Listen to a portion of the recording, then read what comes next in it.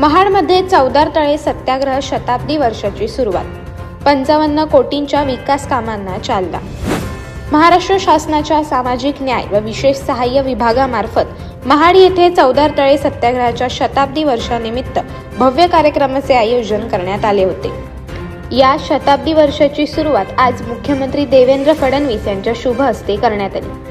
यावेळी चौदार तळ्याचे जलशुद्धीकरण आणि परिसराच्या सुशोभीकरणासाठी 55 कोटी 80 लाख रुपयांचा निधी मंजूर करण्यात आला असून या कामांचे भूमिपूजन मुख्यमंत्री देवेंद्र फडणवीस यांच्या हस्ते करण्यात आले। यावेळी चौदार तळ्याच्या ठिकाणी असलेल्या डॉक्टर बाबासाहेब आंबेडकर यांच्या पूर्णाकृत पुतळ्यावर हेलिकॉप्टरने पुष्पवृष्टी करून मानवंदना देण्यात आली।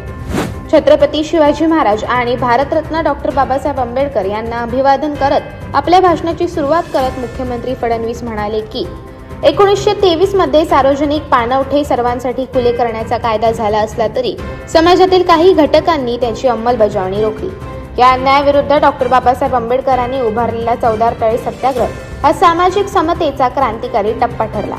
हा संघर्ष केवळ पाणी पिण्यासाठी नव्हता तर विषमता आणि अस्पृश्यतेच्या व्यवस्थेविरुद्ध उभारलेला मानवतेचा लढा होता असे त्यांनी अधोरेखित केले। तसेच राज्य सरकारतर्फे सामाजिक न्यायाच्या दृष्टीने विविध उपक्रम राबवण्यात येत असल्याचे त्यांनी नमूद केले।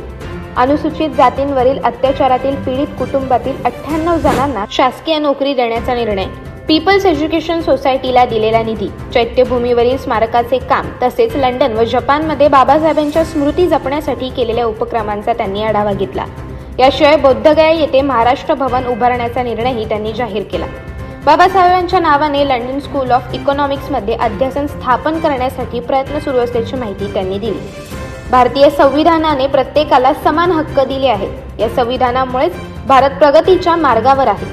त्यामुळे विषमता आणि अस्पृश्यता संपून समतामूलक समाज निर्माण करण्याचा संकल्प आपण सर्वांनी करावा असे आवाहन मुख्यमंत्री फडणवीस यांनी केले। अशाच अनेक घटना आणि बातम्या जाणून घेण्यासाठी सबस्क्राईब करा आमचे YouTube चॅनल केवी न्यूज आणि इन्स्टा पेज कृषीवल न्यूजला फॉलो करा।